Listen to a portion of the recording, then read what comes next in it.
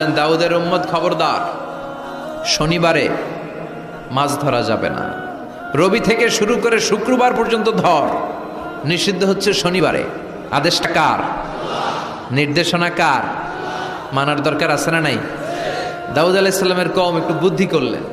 ওরা মনে মনে বুদ্ধি করলেন যে আল্লাহ শনিবারে ধরতে নিষেধ করছে, আমরা ধরবো না। শনিবারে আমরা জাল দিয়ে বেড়ে দিয়ে রাখবো। কি করব? জাতে মাতাল তালে ঠিক।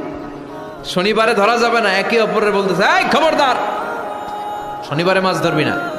নিষেধ করছে কে? শনিবারে মাছ ধরা যাবে না। সবগুলো মাছ সাগর ছেড়ে দিয়ে যখন ডাঙ্গায় চলে এসেছে, ওরা শনিবারে এই মাছগুলো ধরে না, ওরা বেড়ে দিয়ে রাখে যাতে যেতে না পারে। শনিবার শেষ, ওরা সময়ের দিকে তাকায় থাকে, রবিবার শুরু হইলেই মার ধর। আছে না নাই?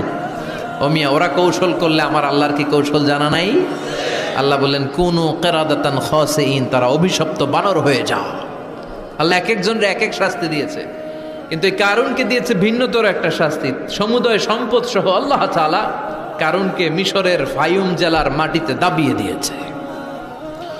কারুনের পা পর্যন্ত দেবে যায়। কারণ ভাবছে উঠে যাবে, কোমর পর্যন্ত দেবে যায়। কারণ ভেবেছে কিছু হবে না, আমার গায়ে অনেক শক্তি, আমি পার পেয়ে যাব। গলা পর্যন্ত যখন দেবে যায়, কারণ কয় মুসা, সব সম্পদ তোর আর তোর আল্লাহ লইয়া যা, আমারে সাইরা দে।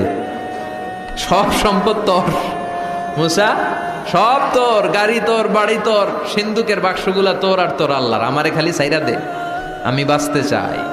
আল্লাহ ছাড় দেয় কিন্তু ছেড়ে দেয় না। কারুন রে সেদিন আল্লাহ ছেড়ে দেয় নাই। ফেরাউন রে অনেক ছাড় দিয়েছে, ছেড়ে দেয় নাই। এজন্য আল্লাহর সাথে অধ্যত্বপূর্ণ আচরণ যারা করে, আল্লাহ তাদেরকে ছাড় দেয় কিন্তু কশ্চিন কালেও ছেড়ে দেয় না। চিল্লায় বলেন ঠিক কিনা?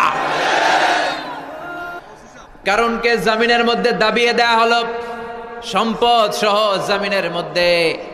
আল্লাহ কারণকেও দাবালেন, কারণের সম্পদও দাবালেন, গোটা বিশ্বের মানুষের চোখে আঙ্গুল দিয়ে দেখানোর জন্য কারণের একটা ছোট্ট বাড়ি আল্লাহ রেখে দিলেন। সুবহানাল্লাহ। মনোযোগ আছে আপনাদের?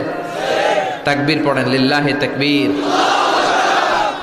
এই যাকাত যদি না দেন, আপনার এই আদরের সম্পদগুলো, ব্যাংক ব্যালেন্স, আপনার প্রাইস বন্ড, আপনার ফ্ল্যাটগুলো, আপনার একর একর জমিগুলো কিয়ামতের দিন কি হবে জানেন? সুজাআন আকরা, টেকো সাপ। সাপের মাথায় চুল হয়, জানেন? এই যে ফানা ধরে না, এইটা হচ্ছে সাপের মাথা। এখানে সাপের মাথায় কিছু পশম হয় আর চুল হয়, কিন্তু যেই সাপ বেশি বিষাক্ত, বিষের ঠেলায় ওই চুল পড়ে যায়। এই জায়গায় চুল, আবার দেখতে যায় না আজকে সাপ ধইরা একেবারে শেষ করে দিবে। তো আল্লাহ যে সাপগুলো দিয়ে আমাদেরকে পানিশমেন্ট দিবে, এগুলো তো দুনিয়ার সাপের মতো, তাই না?